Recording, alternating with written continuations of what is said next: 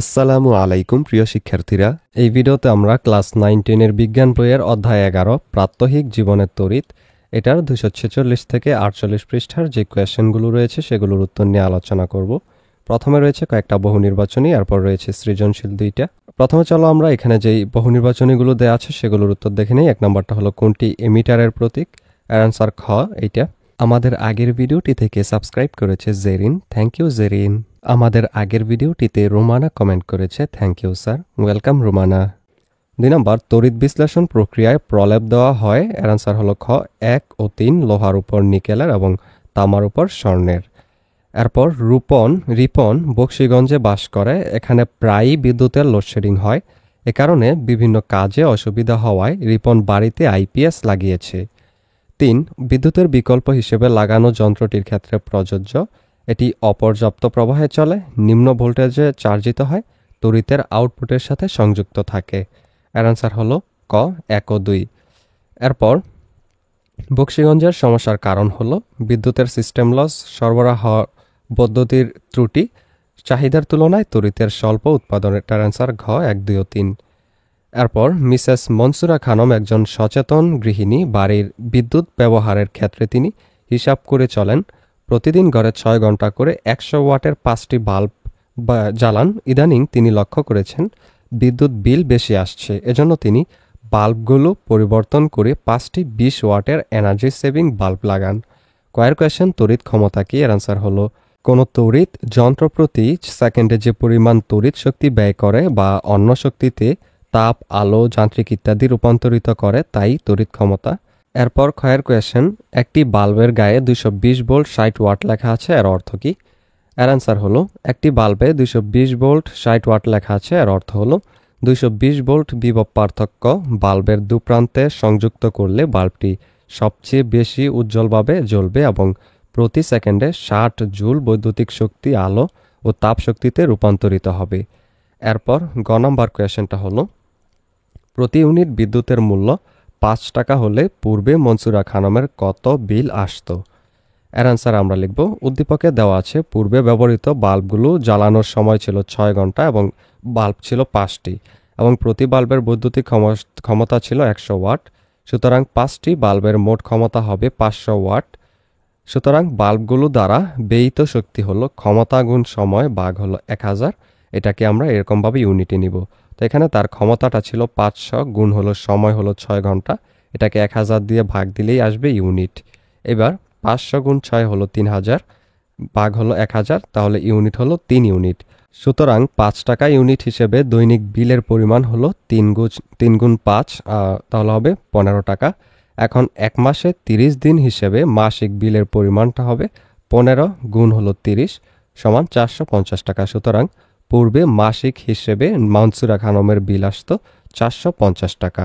এরপর ঘ নং কোয়েশ্চেন হলো পরবর্তীকালে বাল্বগুলো পরিবর্তনে মনসুরা খানমের কি লাভ হলো? যুক্তিসহ তোমার মতামত দাও। এর আনসার আমরা লিখব, সাধারণ বাল্বের পরিবর্তে এনার্জি সেভিং বাল্ব ব্যবহার করায় মনসুরা বেগমের মাসিক বিলের পরিমাণ বহুলাংশে কমে গেল। এতে তার বিদ্যুৎ বিল বাবদ কিছু টাকা সাশ্রয় হওয়ার পাশাপাশি বিদ্যুৎ শক্তির অপচয় রোধ করে জাতীয় উন্নয়নে অবদান রাখল। নিচে যুক্তিসমূহ আমার মতামত দিয়ে বলা হলো। এনার্জি সেভিং বাল্বগুলোর ক্ষেত্রে বাল্বগুলো জ্বালানোর সময় হলো 5 ঘন্টা এবং মোট বৈদ্যুতিক ক্ষমতা ছিল 20 ওয়াট করে, তাহলে 5টা বাতির জন্য হবে 20×5 100 ওয়াট। আমরা জানি ব্যয়িত শক্তি হলো ক্ষমতা গুণ সময় ভাগ 1000, যেটা আমরা গয়ে দেখে আসছি।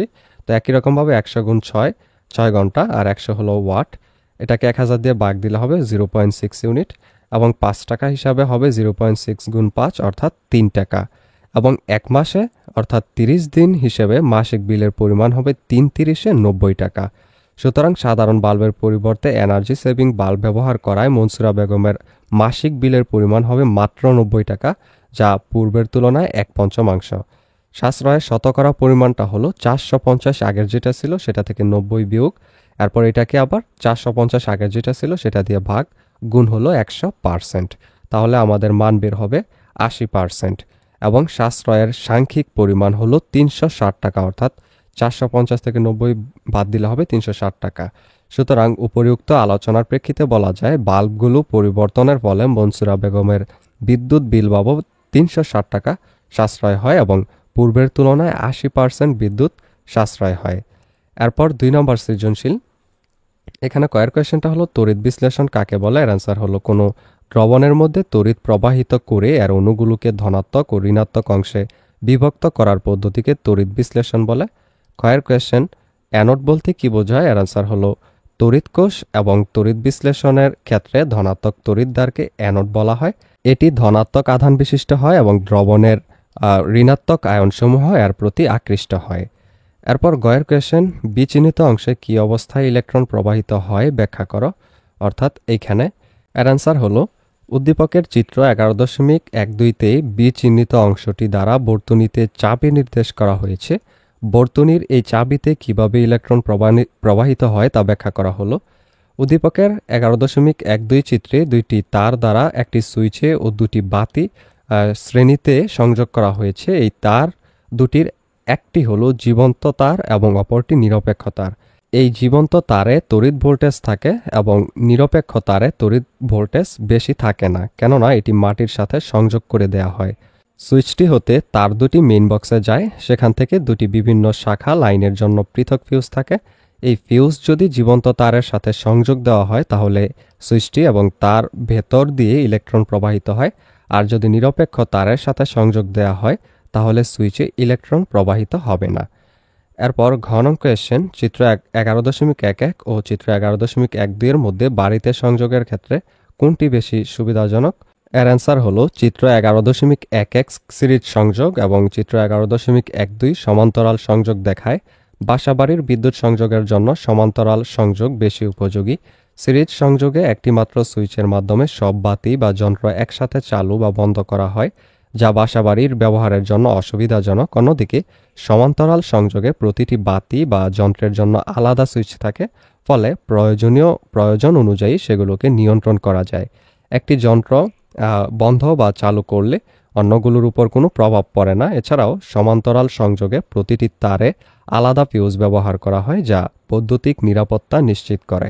কোনো একটি যন্ত্র খারাপ হয়ে গেলেও বাকিগুলো স্বাভাবিকভাবে চলতে পারে। এসব কারণে বাসাবাড়িতে সমান্তরাল সংযোগ ব্যবহার করাই সুবিধাজনক।